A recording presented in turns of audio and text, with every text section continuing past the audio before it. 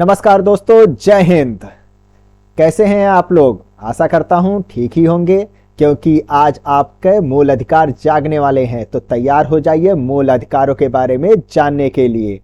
Okay, तो क्या होता है भैया, अपने अधिकारों को ना जाने तो काय जाने भैया, ये तो जाने की चीज होता है। तो हम आपको पीएचडी ना करवाइबे, आराम से शॉर्ट में समझ जाओ अपने अधिकारों को, फिर जहां देखो तहां अपने अधिकारों को ठोक देना और जानकारी वहां से उड़ेल लेना, है ना। यही तो होता है मूल अधिकार। ओके, चलिए सरल वर्डों में एकदम ट्रिक के साथ समझते हैं आज मूल अधिकार के बारे में। तो देर न करते हुए शुरू करते हैं आज की ये क्लास। मूल अधिकारों का जो सर्वप्रथम जो विकास हुआ था वो हुआ था ब्रिटेन में। कहां पर हुआ था? ब्रिटेन में हुआ था। ब्रिटेन वाले भैया पहले से ही सचेत हो गए थे, क्या करें। फ्रांस में एक लंबा संघर्ष चला और उसके बाद सन 1789 में मानव और नागरिकों के अधिकारों की घोषणा पत्र लाई गई और इस घोषणा पत्र में फ्रांस की जनता को कुछ मूलभूत अधिकार प्रदान कर दिया गया कि हे फ्रांस के लोगों, आप लोग बहुत प्रताड़ित करे गए हैं अभी तक, राजा रानी आपको अच्छे से लथेर दिए हैं, अब हम आपको सहूलियत दे रहे हैं घोषणा पत्र जारी करके। ओके, तो भैया वहां पर भी आ गया। अब अमेरिका वाले कैसे पीछे रह जाते हैं? उन्होंने पहले तो मूल अधिकारों का अपना जो उनका मूल संविधान उन्होंने जब बनाया था उसमें मौलिक अधिकारों को बिल्कुल नहीं लिखा। बाद में सोचा समझा, कहा कि अरे ये क्या हो गया, जनता भड़क जाएगी अगर उनके मूल अधिकार नहीं जागे तो। फिर क्या हुआ? सन 1791 का वो दिन, बैठे सभी लोग एकदम एक कुर्सी पे, मतलब कुर्सी अलग अलग थी, एक कुर्सी पे बैठेंगे तो कैसे बैठ पाएंगे भाई, आप ही लोग समझिए। सन 1791 में अमेरिकी संविधान में संशोधन पे संशोधन लाए गए और अधिकार पत्र को जोड़ करके मूल अधिकारों का प्रावधान वहां पर शामिल कर दिया गया। समय चलता रहा, रातें बीतती रहीं, दिन गुजरते रहे और फिर आ गया भारत का एक नया संविधान। भारत में मूल अधिकारों की मांग सर्वप्रथम संविधान विधेयक सन 1895 ईस्वी में किया गया था, 1895 में।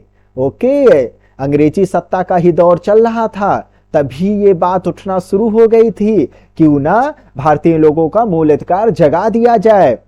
फिर क्या हुआ? धीरे धीरे ये जोर और आग का रूप लेना शुरू हो गया।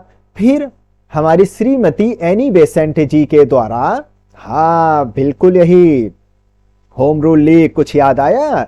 हिस्ट्री में आप उसको पढ़ेंगे, हिस्ट्री बोले हाई स्टोरी।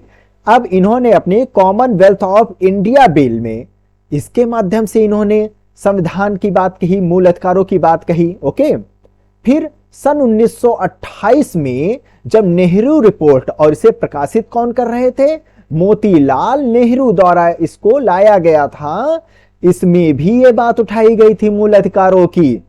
फिर 1927 में, एक साल और पहले हम आपको लेकर चलते हैं, कांग्रेस का मद्रास अधिवेशन चल रहा था, उसमें भी ये बात उठ रही थी। वो सबसे मोस्ट इंपॉर्टेंट 1931 का है भाई लोगों। हमारे 3 बहादुर लोग जिनको फांसी की सजा दी गई थी 1931 में, हमारे भगत सिंह, सुखदेव और राजगुरु जी, उनको मेरा सादर प्रणाम। उनकी याद में भी जब जनता एकदम आक्रोश में डूबी हुई थी, चल रहा था कराची का अधिवेशन 1931 में।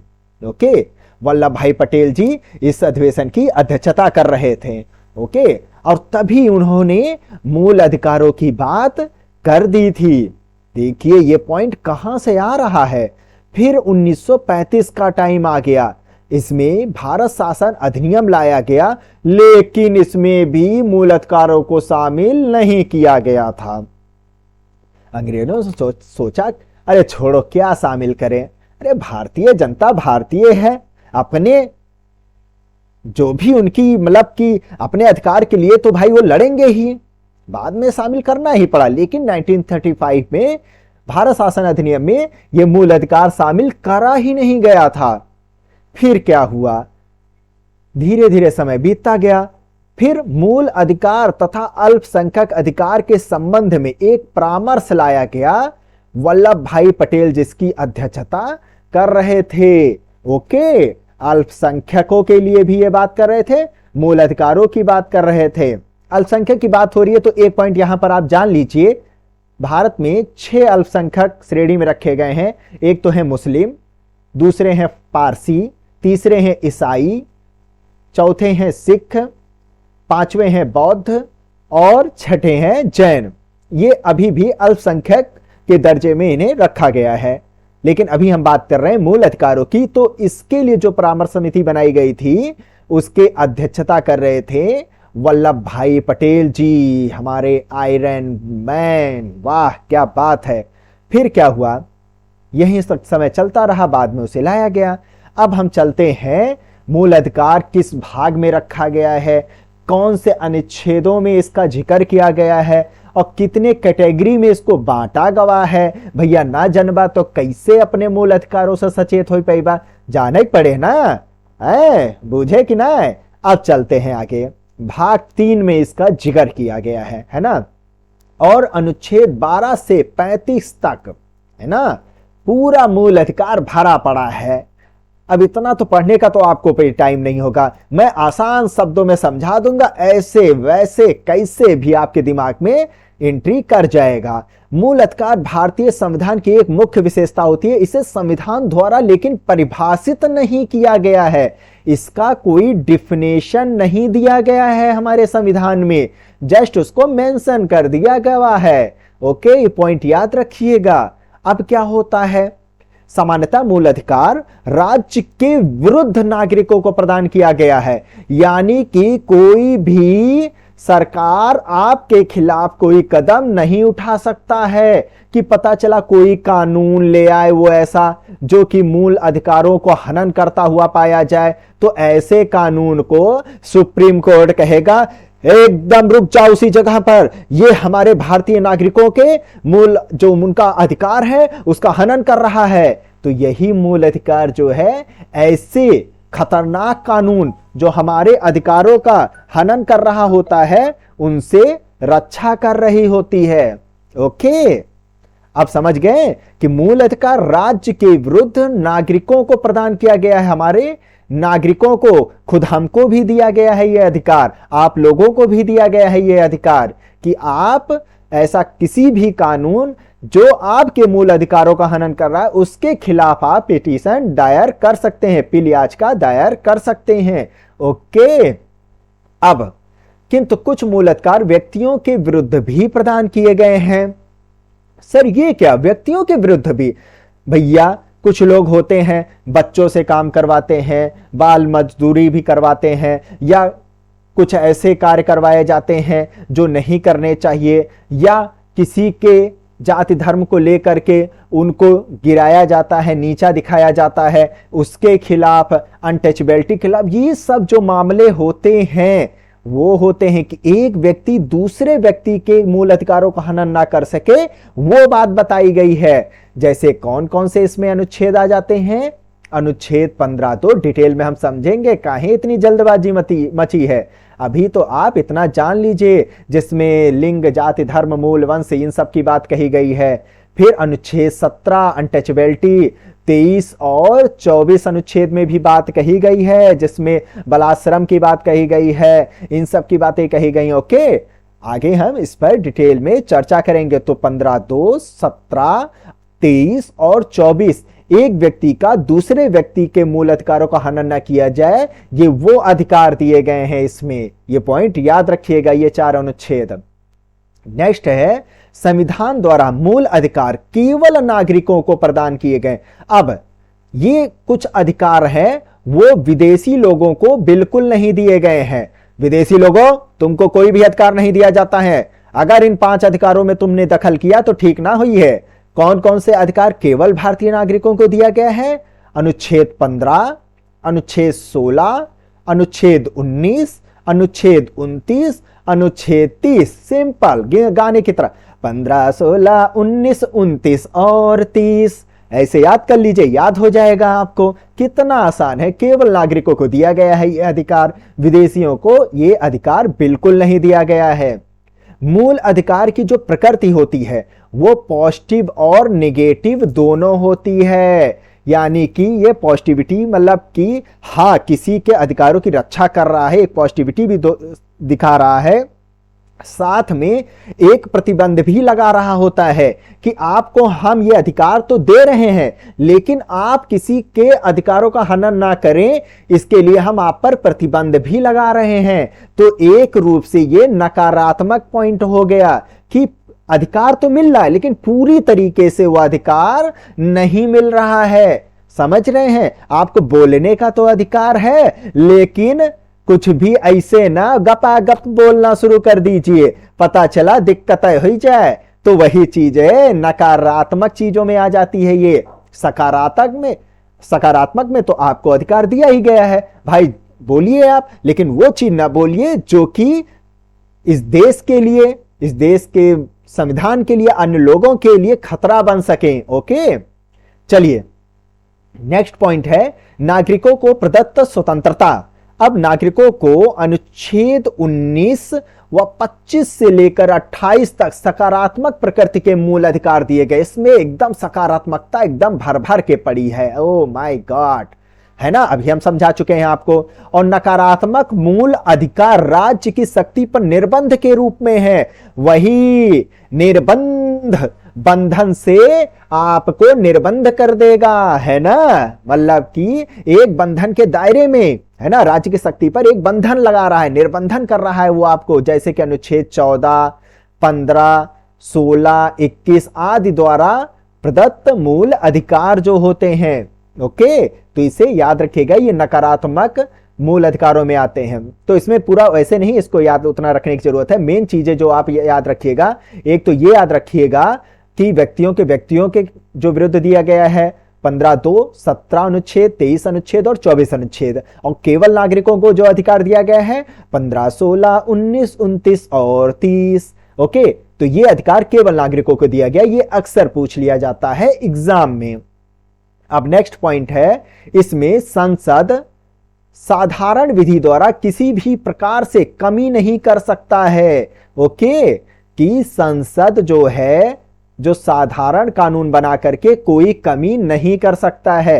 थोड़े से हाथ उसके टाइट कर दिए गए हैं, इसके लिए भी काफी संशोधन हुए हैं, काफी याचिकाएं दायर की गई हैं, काफी इसमें बवाल हुआ है। कभी गोलकनाथ बनाम पंजाब राज्य का मामला चला, तो कभी 24वां संविधान संशोधन 1971 का मामला चला था, फिर केशवानंद भारती 1973 मामला आया, 42वां संविधान संशोधन 1976 आया, मिनर्वा मिल्स बनाम भारत संघ 1980 आया था। तो काफी मामले चलते रहे। फिर यह बात कही गई कि भैया संसद तुम किसी भी प्रकार की इसमें कभी नहीं कर सकते हो, किंतु अनुच्छेद 368 के तहत जहां जरूरी लगे, जब जरूरी लगे तब आप संशोधन उसमें कर दीजिएगा। ओके, तो ये थी जानकारी एक उसके समरी के बारे में। आगे हम जानते हैं राज्य के बारे में। आखिर यहीं से तो शुरू हो जाता है हमारा मूल अधिकार का पहला अनुच्छेद, अनुच्छेद 12। इसमें राज्यों की किन किन चीजों को राज्य के एक दायरे में रखा गया है। ओके, भाग 3 के प्रयोजन के लिए राज्य शब्द को परिभाषित किया गया है। इस परिभाषा को भाग 4 के लिए भी लाया किया गया है। जब आपको भाग 4 डीपीएसपी पढ़ाया जाएगा, राज्य की नीति निर्देशक तत्व, वहां पर भी राज्य की सेम परिभाषा कार्य कर रही होगी। यहां पर संविधान में राज्य शब्द में कौन कौन सी चीजें शामिल की गई हैं, पॉइंट टू बी नोटेड, संविधान में यह बात हो रही है राज्य शब्द की परिभाषा, है ना। ज्योग्राफी नहीं पढ़ा रहा हूं अभी मैं आपको। तो इसमें भारत की सरकार और संसद को जो है राज्य शब्द में शामिल किया गया है। राज्यों की भी जो सरकार होती है, जो विधान मंडल होता है, विधानसभा होती है, उसको भी राज्य की परिभाषा में शामिल किया गया है। सभी स्थानीय प्राधिकारी, पंचायत हो गए, ये सब, इनको भी इसी में शामिल किया गया है। और अन्य प्राधिकारी भी इसमें शामिल आ जाते हैं। वो कौन कौन से, जैसे कि विश्वविद्यालय भी जो है राज्य की परिभाषा में आता है। इसके अलावा कौन कौन से आ जाते हैं? इसके अलावा भारतीय कृषि अनुसंधान परिषद भी आ जाता है। ओके, भारतीय कृषि अनुसंधान परिषद, इसे नोट कर लीजिएगा, बहुत इंपॉर्टेंट है। और क्या क्या आता है? राष्ट्रपति को भी इसके दायरे में रखा गया है ना। और इसके अलावा मुख्य न्यायाधीश भी आ जाते हैं और संघ लोक सेवा आयोग भी आ जाता है। यूपीएससी भी राज्य की परिभाषा के अंतर्गत आता है। बीएसएनएल भी इसी परिभाषा के अंतर्गत आता है। रेलवे बोर्ड भी राज्य की परिभाषा के अंतर्गत आता है। ये जो मैं नाम बता रहा हूं ये अक्सर एग्जाम में पूछे गए क्वेश्चन हैं, इसलिए इन्हें याद रखिएगा कि आपसे ऑप्शन में रख देगा कि निम्नलिखित दिए गए ऑप्शन में कौन राज्य की परिभाषा के अंतर्गत नहीं आता है, तो एक नहीं वाला रख देगा, बाकी सब जो आते हैं उनको रख देगा। और आप वहीं पर अगर पढ़े होंगे भाषा IQ एकेडमी में तो आप राइट आंसर लगा के चले आएंगे। अब कौन कौन से इस राज्य की परिभाषा के दायरे में नहीं आते हैं? तो कौन से नहीं आते हैं राज्य की परिभाषा के दायरे में? एक तो आता है NCERT, नाम सुना होगा, एग्जाम में अक्सर यही किताबें आप पढ़ते होंगे। NCERT ये राज्य की परिभाषा के दायरे में नहीं आता है, पॉइंट याद रखिएगा। ओके, इसके अलावा ICICI बैंक जो होता है ना, ये सब इंपॉर्टेंट है इसलिए इसे याद रखिएगा, ये भी राज्य की परिभाषा के दायरे में नहीं आता है। न्यायालय ये भी नहीं आता है राज्य की परिभाषा के दायरे में। ओके, और एक दो नाम और मैं बता देता हूं, जैसे कि इसमें हो गया वक्फ बोर्ड भी, ये भी राज्य की परिभाषा के दायरे में नहीं आता है ना। ये पॉइंट याद रखिएगा, इंपॉर्टेंट होता है ये सब नाम। और इसके अलावा BCCI भी राज्य की परिभाषा के अंतर्गत नहीं आता है। Board of control for cricket in India, याद रहेगा ये चीज, तो कभी भी ऑप्शन में आ जाए तो ये राज्य की परिभाषा के अंतर्गत नहीं आता। एक और नाम CSIR भी नहीं आता है इसके अंतर्गत, state council of scientific and industrial research, ये भी राज्य की परिभाषा के अंतर्गत नहीं आता है। तो ये जानकारी थी अनुच्छेद 12 के बारे में। आगे हम जानेंगे अनुच्छेद 13, मोस्ट इंपॉर्टेंट क्लास होने वाली है, तो जुड़े रहिएगा। जिन्होंने अभी तक सब्सक्राइब नहीं किया है कर लीजिए वरना पछताएंगे, क्योंकि आने वाले एग्जाम में UPPCS, ROARO, UPSC तक में और जितने छोटे बहुत मोटे एग्जाम होते हैं UPSSC या आपके अन्य एग्जामों में भी इससे रिलेटेड क्वेश्चन, यूपी पुलिस हो गया या अन्य पुलिस के एग्जाम हो गए, अन्य स्टेट के एग्जाम हो गए, सब में ये क्वेश्चन पूछे ही जाते हैं। तो जिन्होंने अभी तक सब्सक्राइब नहीं किया है प्लीज कर लीजिए। इसी के साथ मैं आपसे विदा लेता हूं, धन्यवाद और जय हिंद, जय भारत।